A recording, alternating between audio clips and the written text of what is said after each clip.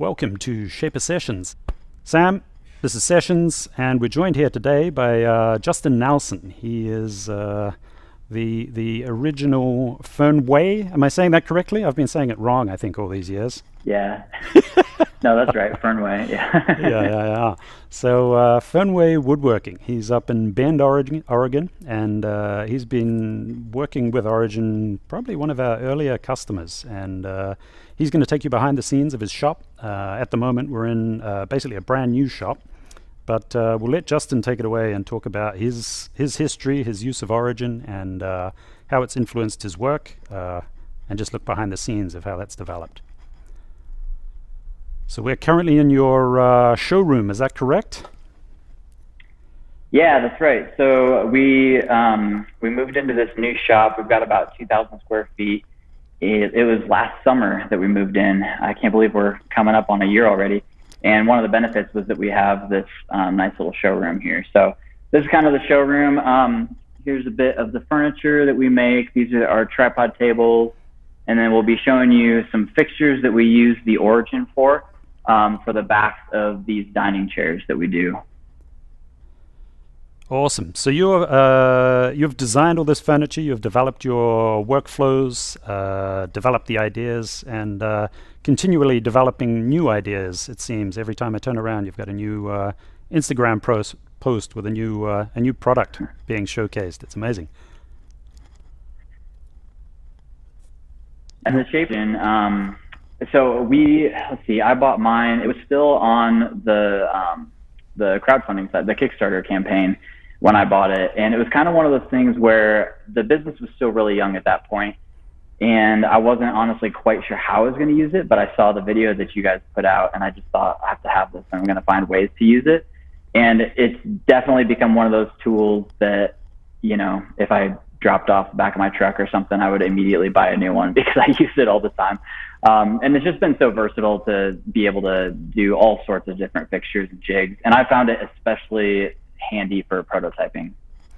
That's awesome. Yeah, no, the first use case you had in mind was as simple as just your logo on the underside of like limited run bespoke furniture, yeah?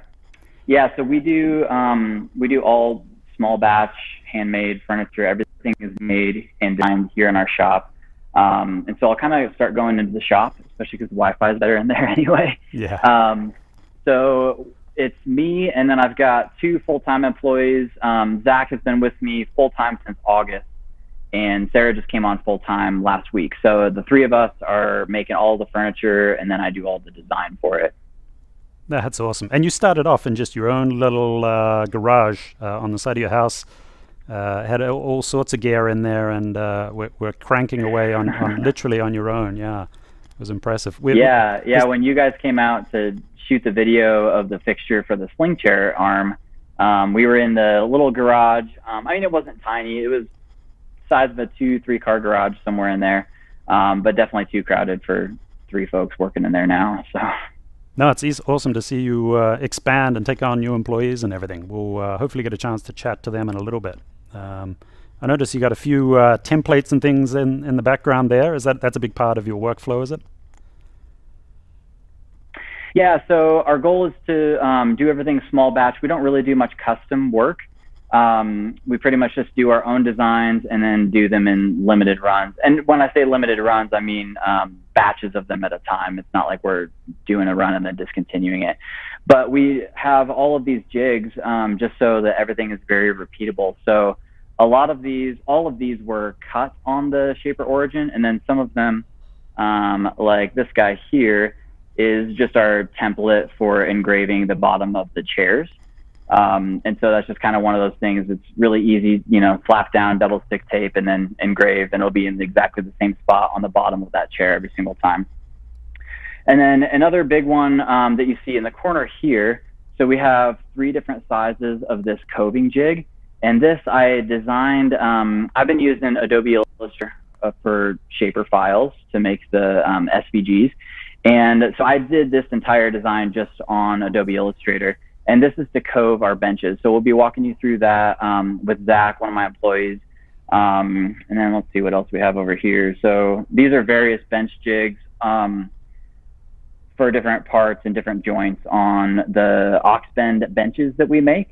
So we've got you'll hear me saying ox bend a lot. That's just the name of the collection. It's a dining chair, a bar stool, and a bench that kind of all go together really well. We can probably get a slide of those up if you want.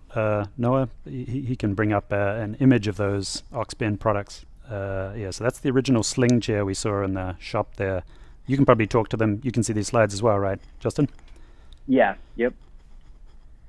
Yeah, so that one that we just saw, the slide one back, is our logo with serialized numbers on the sling chair. So that's, we use the origin for that, and that's more, you know, the way we use it for production as opposed to building jigs for production. So we serialize most of our furniture. Some of the smaller stuff that we crank out a lot more of, we don't actually serialize it. But using the text feature on the origin has been amazing for that. So we've just got that SVG logo file that we engrave, and we just have a jig, you know, set to engrave it in the same place on that piece of wood for every single sling chair. So I can't quite see that. I think that says 53. We are getting ready to ship out sling chair number 59, and that's just been really fun to serialize it and be able to serialize it so easily with the origin too. Yeah, I remember seeing you working on this particular chair. It's a pretty heavy undertaking, right? Like there's a lot of spoke shave work, a lot of sanding, there's a lot of energy invested in making a chair. Yeah, the sling chair is definitely the most hand shaping that we do. And part of when I was thinking about designing the ox bend collection, part of it was I need to make this more repeatable as far as it's not all hand shaping. So it's just easier to repeat, which is really nice. So I still love making the sling chairs. Like I said, we've made 59 of them, but I'm definitely getting tired of the shaping portion. It's good for you, a little light sanding. Yeah, that one won a few awards as well, if I'm not. Was it that chair particularly that won a few awards? Yeah, it was that chair. Yep. What was the award? Sorry, I'm fishing for you to talk about yourself. So it was the IIDA Oregon chapter, which is the International Interior Design Association award, and it was in their product category. And honestly, I think there was another award that I've forgotten about now. That's a good problem to have. You didn't warn me you were going to ask me that, Sam. Brilliant. Awesome. Yeah. So we'll move through the shop, and maybe you were talking about your creative process there. Like maybe you can start with like how you go from prototyping, you know, making an individual chair, to then developing the process, like moving it into sort of low volume or modest volume production. Yeah, let me just show you the shop real quick, because that'll kind of give you an idea for how big we are and what tools we've got. So behind me, what I just showed you is the showroom, and then if you just turn around here, we've got our lumber rack, and then our panel clamp, some bigger milling machines on this side, and then as we move this way, we've just got our huge outfeed table here. And this was kind of my goal for this shop, to just have tons of flat table space. You have to forgive me, this is mirror image and I'm trying to do it the right way. So this outfeed table is just huge. We've got the Powermatic shaper right over here. And I'll be talking about how we've been using a lot of jigs made by Shaper Origin for that. And then our huge outfeed table. We've got our saw stop here, miter saw on the other side. And then down here is just kind of some free space for that we can move batches of whatever we're working on in and out. So these are, I think you can see those. Those are tabletops for our tripod tables that Sarah has been working on. And then we've got our Coving Jig out here that we'll show you in just a minute for our benches. The necessary clamp wall that every woodworker wants. And then here's a batch of the bar stools that I'm working on right now. So these are the ox bend bar stool, just a taller version than the dining chair. So that's pretty much the whole shop. In that window there is our leather studio, office, and kind of finishing room. You can see Zach in there putting some finish on stuff. So it's kind of just a brief overview of the shop. Does that make sense from your end, Sam? Anything that you need me to zoom in on more? No, that's awesome. In fact, yeah, to anyone watching, be sure to get your questions in. If you got something for Justin or us, chime in the chat, and we'll endeavor to answer it throughout this. But yeah, no, that's a great space you got set up. It's really, yeah, come a huge way. You must be delighted. Yeah, and especially all of the nice stuff, big window doors. I'm hoping to replace this old garage door with another one of those too. So we get plenty of light. We love it out here. And it looks like, sort of in terms of where you've prioritized your resources, right? You've got 2 staff, a lot of traditional equipment, and then Origin is the sort of secret seasoning to get you your repeatability. Would that be a fair description? What's your take on that relationship? Yeah, that's totally accurate, I think. I've wanted to, let me get my angle right here. We want to really be able to be innovative, but quite honestly, for me, I don't have anything against, big table CNCs. But for me, I just don't really have any interest in running one of those. And honestly, here, we don't really have the space to. Space in Central Oregon is hard to come by. And so I really wanted to be able to focus on traditional techniques, but also, use things like Shaper Origin, the Panto router, things like that just make standard, antique joints and stuff a lot easier and quicker, and just more flexible. So I feel like we've been able to be innovative in using some newer tools without being like a tech wood company, if that makes sense. Yeah. And you'd say, I mean, the Fernweh, that means in German. I'll let you explain it. Yeah, absolutely. So Fernweh is a German word, and I'm not actually saying it right. I'm sure there's some German speakers out there who are correcting me. It should be like Fernweh. But I always say Fernweh, and it's a German word. It means to be homesick for somewhere that you've never been. It doesn't really have an English equivalent. And so I found that word online, and I just really liked the meaning of it, especially as part of like associating it with the design process and thinking like there's this design out there, there's this beauty out there that I'm almost like homesick to create, but I don't know that it's there yet. So it's a German word to be homesick for somewhere that you've never been. So that's what, I guess, if we walk the Oxbend collection through that mentality, right? How did you, with the experience from the earlier batch of furniture you had done, how did you then move your design process or the design forward into the Oxbend collection? Can you walk us through how that played out? Yeah, absolutely. So with the Oxbend collection, like I said, I wanted it to be less hand shaping. I wanted it to be some hand shaping because ultimately we're, a handmade furniture company. So I didn't want to totally do away with all of the sculpting of all of those joints and the kind of the organic look that our furniture has. But I did want it to be less of that than the sling chair. And then I also my goal with designing it was to kind of round out our whole collection. One lounge chair and an end table and coffee tables aren't really anything to base a business around. And so I was trying to, launch like a whole house and seating collection together.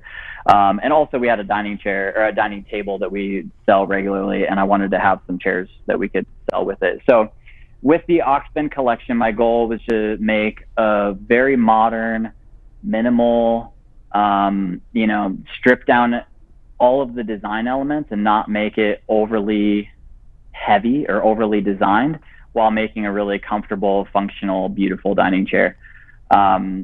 So the legs are just, wedged through tenon. They're floating tenons for those of you interested. So I like that. I love classic Windsors. I love following, the likes of Vern Chandley and all the other folks making amazing modern and classic Windsors. And so I kind of like to have that feel with the legs coming through and doing wedge tenons for those. And originally we actually used the Shaper Origin to do the mortise in the leg too. And that was kind of part of our prototyping process to see if that was going to be doable. And then we ended up just building a whole jig to do that same thing on the drill press.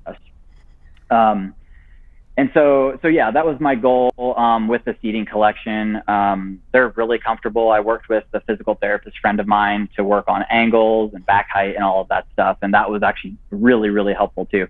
So that was the goal, just a really minimal, beautiful, sleek, and reproducible collection of seating.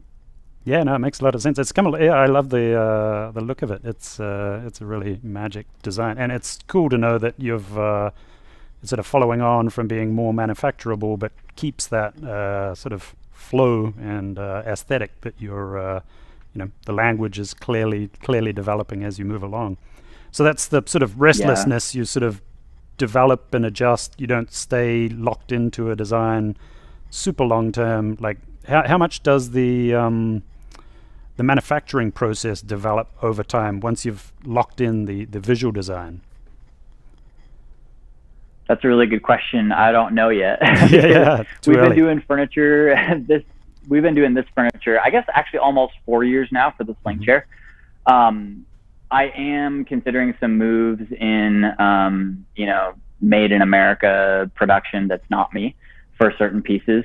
And so I'm not quite sure. I've been kind of wrestling through how much to keep here. I want to keep most of it here because we really like building furniture, but also to grow, especially to get me time to actually do new designs. That's what I really don't have right now, because I'm doing all of our sales, marketing, everything. And so I'm not really sure. It's a great question, but I've been wrestling with that over the last year, where I want our manufacturing to go, whether we're going to outsource parts of it or not. So, but let me talk to you about some of the pieces that we use the Shaper Origin to design the parts of for the Oxbend collection. Would it be a good time to bring Zach out and show the Coving Jig? Yeah, totally. You take it in whatever direction you fancy. Whoops, I run into things walking backwards here. And what's he finishing everything with in the photo? Oh, sorry. Oh yeah, we're using Rubio monocoat here. That's your go-to? All right, you guys are live. This is Sarah, and there's Zach. So they're doing some finishing. We use Rubio monocoat, and I'll do a little pitch for that because we actually like it so much we became dealers. We developed some, I don't want to say developed some processes, but Rubio, they are definitely centered around flooring finishes, and so most of their instructions can be a little bit confusing for furniture makers. I've kind of dialed in some processes with that just make it easier and more effective for furniture, especially the black finish that we do. That's been a really popular one that people have questions about. So just kind of a side comment, feel free to reach out to me on Instagram. I'm happy to walk people through the process of how we get our black finish with Rubio monocoat, and then hopefully sell you some products if you needed to. So yeah, Zach, we are going to show them the coving for the bench. And if you guys wouldn't mind bringing up a photo of the bench, and we can kind of show what we're accomplishing with this process.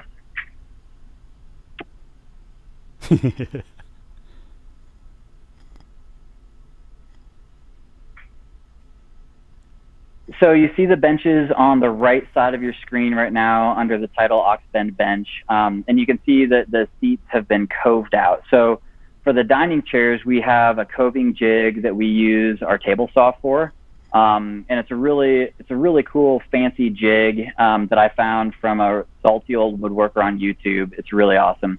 Anyway, that's with the table saw, and so we really just weren't able to modify that jig to do the bench. And so instead, we decided we would bring the blade to the bench instead. So let me zoom out here. Zach is going to walk over. So this is our big jig. And earlier you saw that we have 3 different sizes of this in the corner. So we do a 4-foot bench, a 5-foot bench, and a 6-foot. And we have to have an entire one of these for each of those options. Sorry, I'm still struggling with these camera angles here. That's working. So this is what we designed in Adobe Illustrator, and I figured out the radii for what we wanted, and then just figured out based on the little the carrier for the saw right there. Yep. The carrier for the saw and where the blade comes through that. I just kind of calculated what kind of offset we would need to get the radius for the corners of the cove. So Zach will just kind of run you through a pass with it off and just kind of show you what it looks like. So this is Cove Cutting. Here, let me figure out how to get my angles right here. Yeah, that seems to be working. So this is cove cutting, just like you would do a standard cove cut on a table saw, but we're using our Festool track saw instead. And you literally just go through, follow the guide for every single pass. For these, we do 2 separate depths. We go, remind me what the first depth is, Zach? 3/16. Yeah, so we do a depth of 3/16 the first time, and then an additional 3/16. And you can see, so do we have any benches that haven't been sanded and only coved? Let me give you a good zoomed in here. So this one has already been coved, and we've already smoothed it out. And I'm gonna zoom in here on this one. So this is a 5-foot bench. And we've already cut all of our mortises. I'll show you how we do the templates for the shape also. And we've already cut our chamfer here as well. And so we do all of that before we do the coving. This one actually, I don't know if you can see it well in the shot, but this one actually has not been sanded yet. So this is how smooth it comes off after the coving process. That's pretty awesome, with the track saw. Yeah, a good workout. So, I mean, there's definitely a lot of cleanup, but it works out really well. Yeah, that's fantastic. That's a big undertaking in a small shop. Yeah.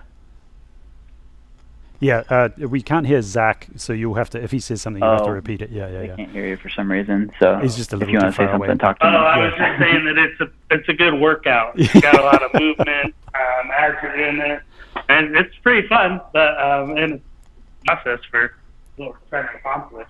No, that's fantastic. And poor Zach amazing. had to do a stack of what, like 10 of these last week. That's awesome. And then the whole thing, like, does the bench top so then move, pull out or does to the whole next thing step. index along? I see. Yep. So it slides in and out that way. Yep. So there are 2 different depths that we do. So we'll do, 3/16 the whole bench, and then and there are 13 different steps for that. Mm-hmm. So like slide it 1 inch, Zach. Yeah, so that's 1 step. You do, 1 whole pass there, and then you bump it in another inch. Yep. 1 whole pass there. And so each one was probably taking about an hour and a half with this setup. Mm-hmm. And I know there will be people out there that say, why don't you just get a CNC and have it do it for you? I've already kind of said my thoughts on that. And honestly, unless we were doing these at a really large scale, I just don't think it would be even that beneficial. Having these jigs is just so efficient. Yep. That's awesome. No, that's a great project. And what's the reception of the Oxbend bench been? People are stoked? The bench has been amazing. So it's kind of funny because originally I was only going to design the dining chair, and then I had this realization that it could be, a whole set of a stool, a bench, and a dining chair. And I kind of thought that the dining chair would be the star of the collection and that the other stuff wouldn't sell that well. But the bench has actually been our best seller, which is great. And I love the design of them. It was definitely the one that it caught me a little by surprise once we made the first one, how it just looked different than it looked in my head. Mm-hmm. But I really liked it, and it's really grown on me too. And it's just really big with interior designers, really big in entryway spaces and hallway spaces especially. No, that makes a lot of sense, yeah. And you're shipping all over, I guess, North America, or mostly West Coast? Or? Yeah, we've shipped we ship all over America usually, and then I thankfully haven't had to deal with much international shipping. I think the furthest we've shipped was Dubai. That was a cool one. And then I've got a set of 6 Oxbend chairs and a bench, and a tripod table in a house in an apartment in Paris too. Naturally, Paris, darling. Awesome. So that's fun. Yeah, and then all right, if I can have my earbud back, I'll show them the thanks, Zach. jigs for the. Yeah, move Zach. on to the next next jig or system you've got to show us. Yeah. Yeah, so if you wouldn't mind pulling up a picture of the chair next, the Oxbend chair. And then let me grab one of these seats. Sorry, I'm going to have to. So there's the ox bend chair. You got a three-legged and a four-legged one, yeah? Yeah, we actually just launched the three-legged one this week. We've only made one of them so far. And that's that black finish you were talking about as well, yeah? Yeah, that's the black finish. We use the Rubio Monocoat pre-color intense black, followed by the charcoal oil, and we do 2 coats of that and some other fancy stuff too. Cool. Let me pull a seat blank down. So the photos you just saw of the ox bend chair, we glue these up and plane them, and then we use one of our shaper tools or shaper origin templates up here. So right there, these are the templates we used just to use our Powermatic shaper to pretty much, pattern, flush cut the seats to size. And that's really nice too, because they're so perfectly exact that you can fit them into other jigs if you need dado at the back, etc. So let me show you, just kind of referencing this blank here, what we do and how we use the shaper origin.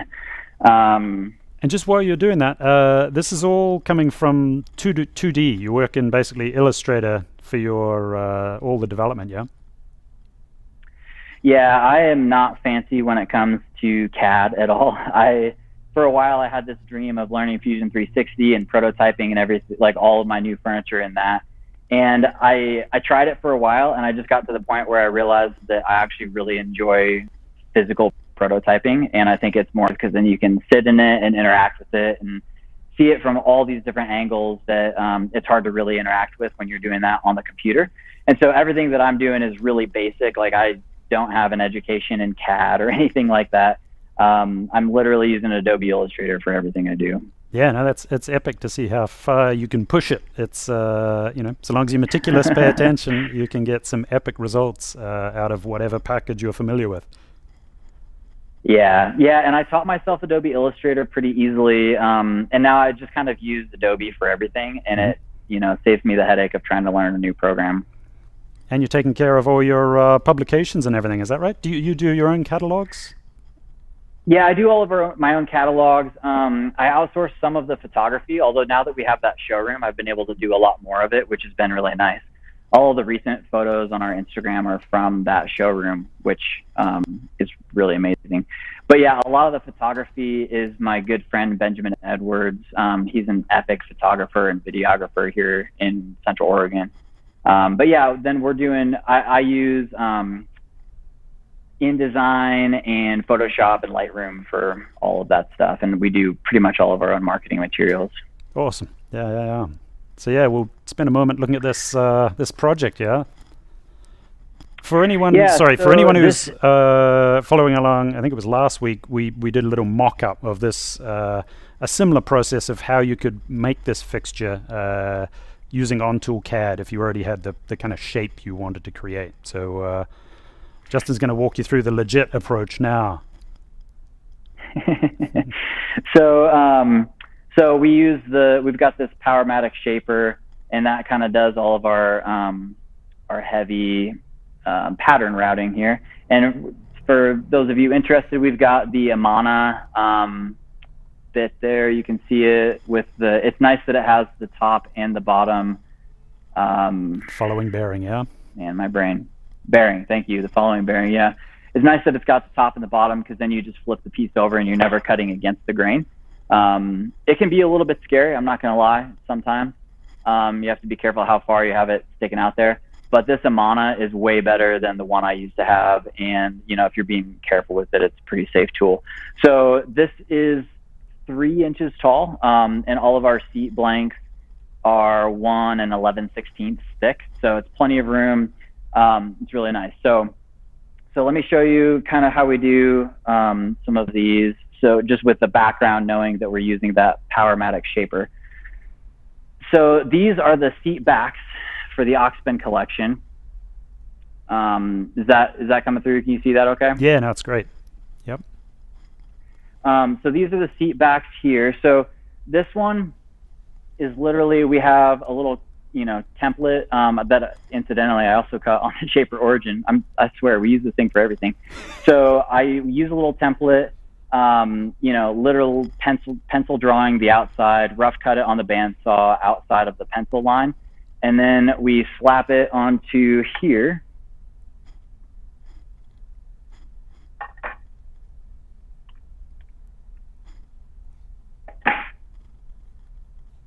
So there you've got your perfect curve there. Clamp it down. I'll just do one clamp for now.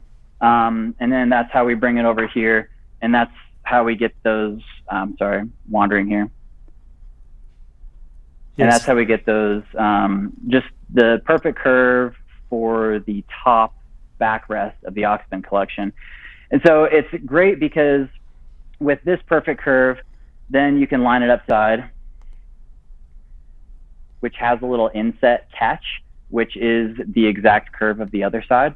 So once you cut your first side, you just slide it in here. It catches against this. These are set at a slightly different depth, so you still get a lot of good pressure, despite this 1/8 of an inch lip here. Mm-hmm. And then you just do the same thing, essentially pattern routing the inside of it. And so with that, it is a perfect curve every time, which allows us to then cut out other jigs with the Shaper Origin, like this one. So this particular one is for the ends of the bench backrest, and we just did several layer cuts. So this is just 3 sheets of plywood on top of each other. That's your go-to, is it, for these fixtures? Is plywood usually? Yeah, and honestly, I usually end up using really nice plywood. I have a friend who does finished carpentry in fancy houses in Bend, and so he brings me these huge, beautiful alder plywood scraps. Oh, so I'm using like pretty high-end alder plywood. Yeah. Awesome. Yeah. So yeah, and so this one hasn't been cut. You can kind of see there's a gap there. But when these are cut, using the fixtures that we're building with the Shaper Origin, it's just a perfect fit. So this would be for the dado.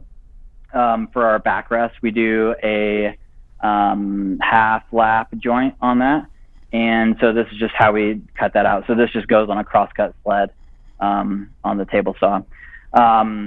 Same thing with this one. This is the bench version of the backrest for the Oxbend collection. Same thing I showed you a minute ago. One side is just smooth exterior, what is that, concave, one side's convex. Yep. And this just has the lip to catch the side that's already been cut, so you get just that perfect rounding. That's and awesome. The reason, even though we're still hand shaping some of this, the reason that it's important that it's so perfect is because we use a 3/4 inch roundover cutter on either the Shaper or the router to then make those fully round the whole way across. Mm-hmm. So you want that, perfect curve, otherwise it's going to look pretty bad. Yep. And just to be clear, this is like the process is often it's regular origin to do 1 or 2 as you establish the design, play out exactly the shapes you want, and then you move to these templates once you're scaling up the production runs. It's all about work holding and repeatability once you're into the 20, 50, 100.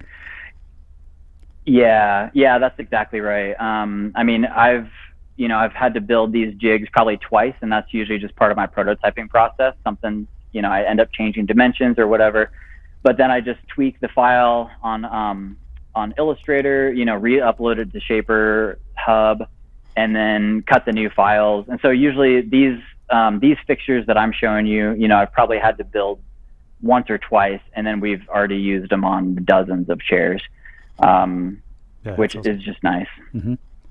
Have you ever, the rest of your crew, do they, are you sometimes in the office preparing files and give them the heads up and new ones ready to go? Or do you usually do the initial cuts? Well, we kind of had that happen this morning. So Sarah was working on engraving all of those tripod tabletops that she's been working on. And I've been throwing around, I get a little too creative with marketing and all of that stuff. And so I just get obsessed with it. And I've been throwing around the idea of a new logo. And so I got this idea for a new logo. I threw it together in Adobe Illustrator, and she was in the middle of engraving our old logo, now old as of this morning, on all of these tripod tabletops. And I was like, hey, hold on there. Let me try this new logo. And we did, and I really liked it. So, but it was cool because it was like I designed it, I uploaded it to Shaper Hub, and I walked out, 20 feet away, and it was already on the tool. That's awesome. Yep. Awesome. And then you've got another few. What are we at for time? I'll just give you a heads up here. 4:37. So we can definitely get through a few more of these examples if you're keen to play out a few more.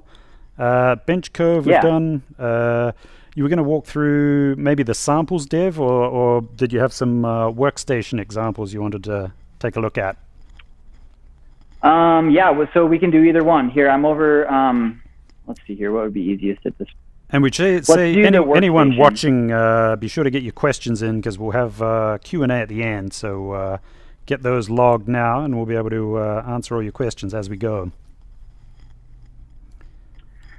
So in a second here, I'll go back over to the workstation, but let me show you which piece we've been using for the workstation that has made it really easy. So this is the footrest for our ox bend stools, and this is perfect timing because we're doing a bigger run of these. We haven't produced as many stools, but just recently we've been working on a set of like 14 of them. So this is cut actually like production run with the Shaper Origin, 1/4 inch deep at a time. And it's the only thing that we actually do like, deep production cutting with the Origin, and it takes some time, but it's definitely worth it, and we love it. So these are the footrests here, and as you can see, they just kind of have that subtle curve. These were just glued up. These are going black, so I've got black epoxy on them. You can see the wedged tenons there, and so we cut this mortise. So this was another good prototyping example of how we use the Origin to prototype. We cut this mortise, which is 1.5 inches by 3/4 inch, kind of oblong football mortise. Originally, we cut it with the Shaper Origin just because I wasn't sure if that was going to be the final dimensions and how we were going to do this. I was prototyping. And so I cut it with the Origin. I just had to set up a little jig, and it worked really well. And so I did the prototype chair that we actually photographed using the Origin, and then I set up a jig for the Panto router to kind of do the same thing a little more efficiently. And so it was just that I love the combined power of all of these new tools that have been coming out. The Shaper, especially for that prototyping process where I don't want to invest like some huge jig when I'm not even sure if this is going to be the final design. It's just been so handy for stuff like that. So we cut those mortises with the Origin, and then to get this curved piece, that's what I'll show you on the workstation here. And with the Panto router, are you cutting little templates for that to follow along with its little pin? Is that right? So that's actually another good thing to talk about with the Origin. As per your suggestion, Sam. I got some Delrin. Oh, yeah. So this is a sheet of Delrin. Yeah. And that is so that we can cut these templates for the Panto router. So I haven't done it yet. I just haven't gotten around to it. We're busy. But I'm excited because the Panto router comes with very limited templates. I've got a whole box of them, and it's just not the right sizes. And so I really want to cut just a custom one because currently I'm having to unlock this, shift it, use one side, lock it down, unlock it, shift it, use the other side, and it's just a huge pain. So I am either waiting to design these and hopefully upload the files so that they're easily changeable so that people can just make their own mortises, or somebody out there can do it, and then I'll just download it and change it for my purposes. The beauty of Shaper Hub, anyone can upload and share what they want. Yep. Yeah. All right, so let me bring you back here. We've got our Origin sitting on the workstation right now. Let me bring you back to the workstation here. So with the workstation, we just double stick taped an entire board, probably I don't remember, it was 6 or 8 inches wide to cut these out of. And then I just placed that file 3 times right beside each other, about a 1/4 of an inch apart, so that I can use the 1/4 inch spiral bit to cut them out. And so we just double stick tape it, make sure that it's flush with this, and then just go to town. And this is really the right width to use very easily with the workstation. So previously we had an entire big board jig that we had to store all the time. And then we probably it's 1 cut per bar stool. And we just don't make that many bar stools. So we're doing, big batches of these so that we can just have them handy. I've done them once in the last year. So it was just nice to not have to store that huge board to make this 1 cut. And with the workstation, it's just really handy because you just slap it on there with double stick tape and go to town. Perfect. That's great. And then I'll just a little note to anyone who's just joining. This is Shaper Sessions. We're talking to Justin Nelson, Fernweh Woodworking up in Bend, Oregon. He's walking us through his shop, the furniture he's designed and is building with his team, and the process. A quick note, if you hear him talking about a shaper and then the shaper origin, we'll just cut to his screen. Noah, maybe you can point to the large bench shaper router station, which is that permanent spindle molder type tool. Spindle molder, that's the word I was looking for. Yeah. So that's the big Powermatic thing that he's using to follow his templates with a bearing, which is called a shaper. But there's also shaper tools and origin, a completely separate handheld CNC, which we're looking at here. Yeah. Excellent. And then there was another couple. Oh yeah, you were recently we were discussing your samples, which looked really interesting. So maybe you can walk us through the sort of marketing goals of that, and then how you've been developing that.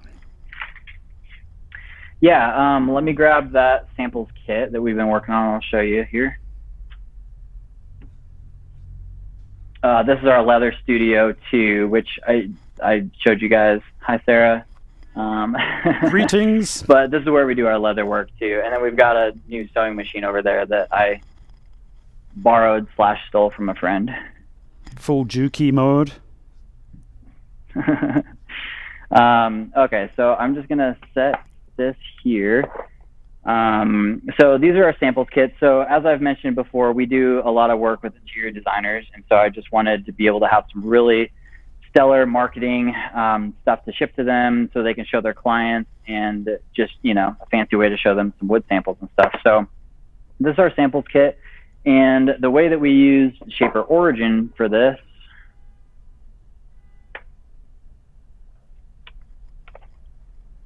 all the swag. So the Shaper Origin came in super handy for this because we're cutting the foam with it. So each of these has their own little slot. And that's not Formica, that's the actual finished wood, exactly as they'd see it in the final table as well, right? Or whatever piece of furniture. Yeah, like this is, these are a huge pain to make, and we're really tired of making them, but they're kind of one of those necessary things. That's actually Sarah's putting Rubio finish on a batch of 200 walnut, little pieces of walnut that we do. But yeah, interior designers love getting these kits, and hopefully they keep them for years. So we're using the Shaper Origin again in production for this.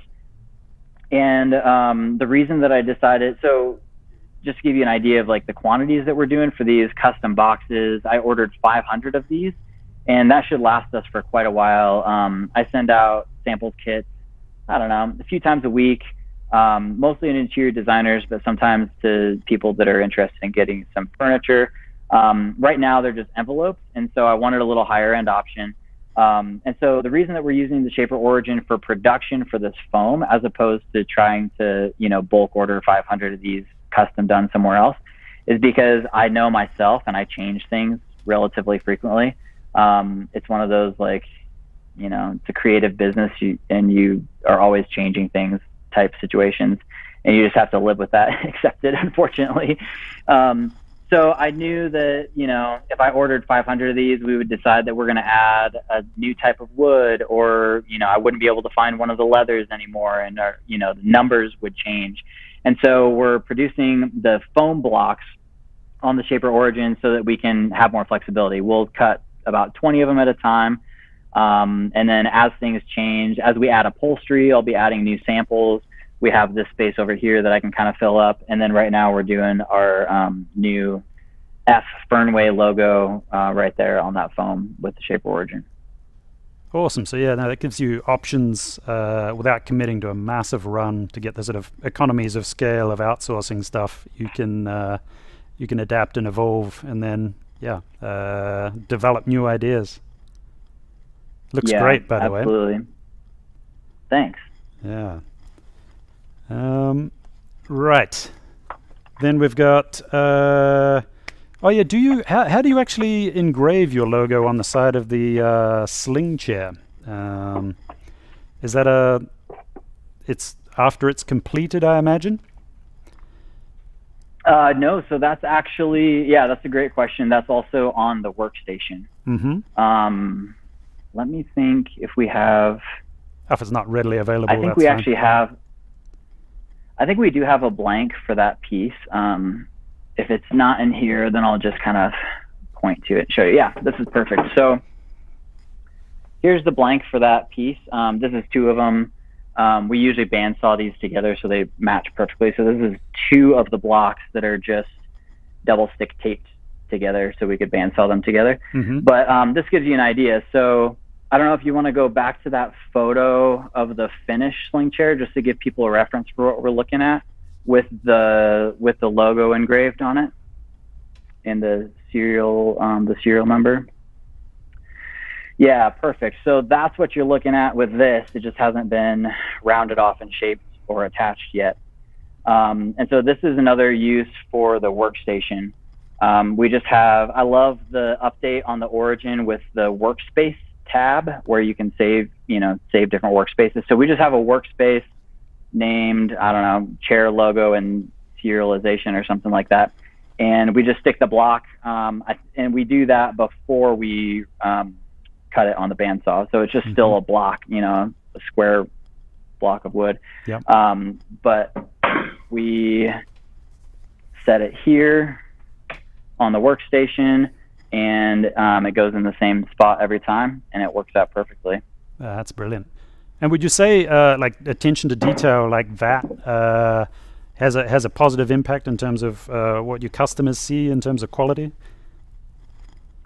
Yeah, absolutely. I mean, and also just in my peace of mind, because I mean, doing handcraft woodwork for a living and, having a business around that, you just always want to make sure it's good enough for your clients because it's a really high-end product and you have to, you don't want to be selling second-rate stuff. And so it just always bothered me when we had a brand because the brand would get a little bit fuzzy with that much text in our logo and the leaf shape around the edges. The brand just burned a lot and it was hard to make it perfect. And then we were stamping the serial number. And so once the text feature, the easy text feature for the Origin came out, I was like, we have to figure out a way to actually engrave this.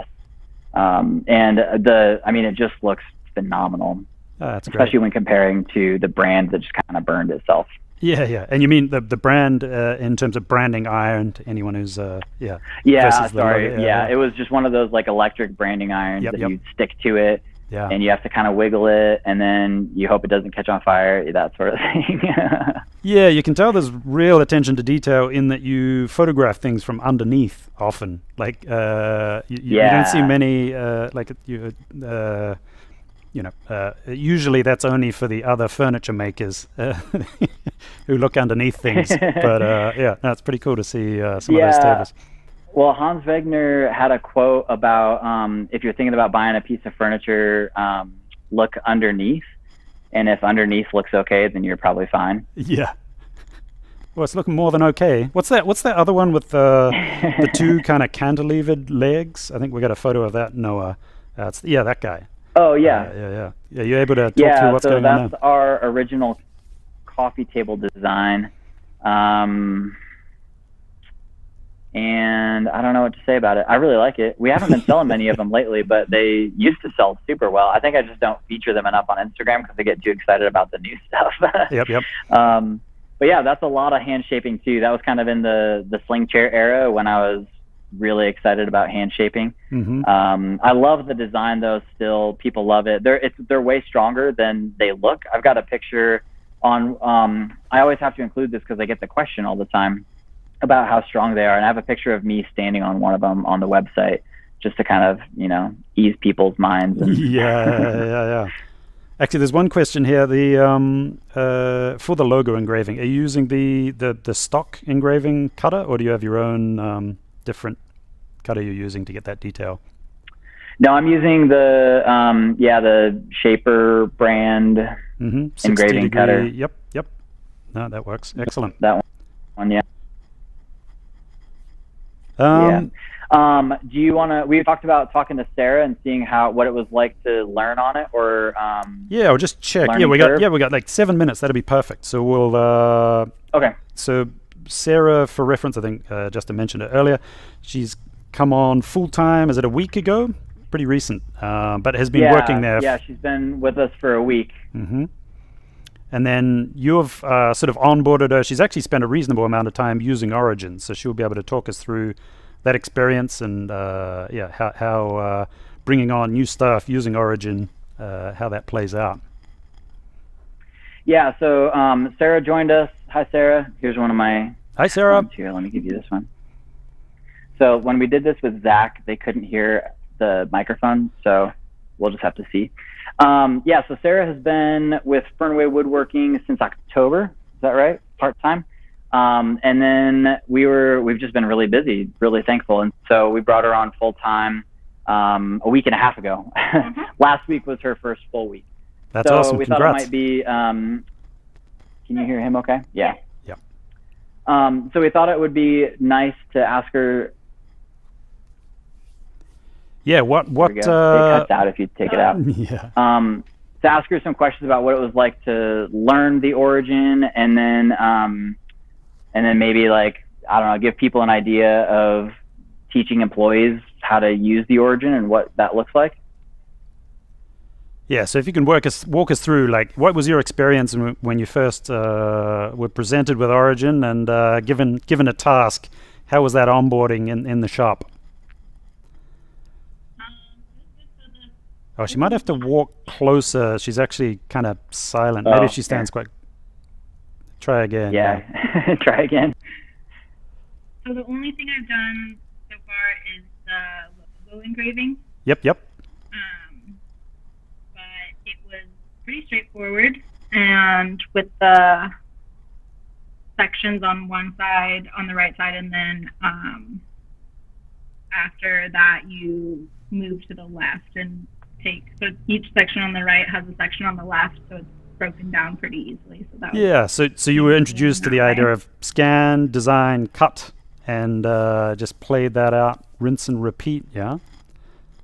Do you have any maybe you can tell us about your background in terms of woodworking training leading up to this role? Were you any CNC work or hand tools or? Oh no. I have mostly done cabinet making and man door. So I haven't used a CNC before, and I've done some furniture, but the majority has been doors. Yep. We'll have to see how your door. We'll have to see how your door mortising works out with Origin. If you have a look on Shaper Hub, there's a bunch of cool hinge files and various hardware installs you'll be able to tool around with in the evenings if you can sneak Origin out of the office. Okay, I will look into it. I'll borrow it for a night. Awesome. And then so you feel like you can be pretty productive pretty quickly, especially with engraving and whatnot. That's awesome. And then what are you expecting to move on to next as you develop more of an understanding of furniture making or use of origin? What's the next step? They like to keep things a surprise and don't tell us. We kind of fly by the seat of our pants over here. There's no curriculum. There'll just be a sudden... Yeah. Sorry, repeat that again? Yeah, there's definitely no curriculum. Maybe making the chair backs for the dining room table or the stools. Yep. Or the dining room chairs or the stools. Mm-hmm. And I think that's done with the shaper. Yep. With origin. Awesome. Yeah, and that's kind of the process. All of those jigs that we've, or jigs and fixtures that we've built for that, we'll get her doing a batch of the dining table backs probably. Thank you for everyone for tuning in. Thank you so much to Justin for showing us all your work. Thanks, and guys. process and things. It's been really fascinating. Come say hi on Instagram. Yeah, thanks so much for your time. Thank you everyone for joining in.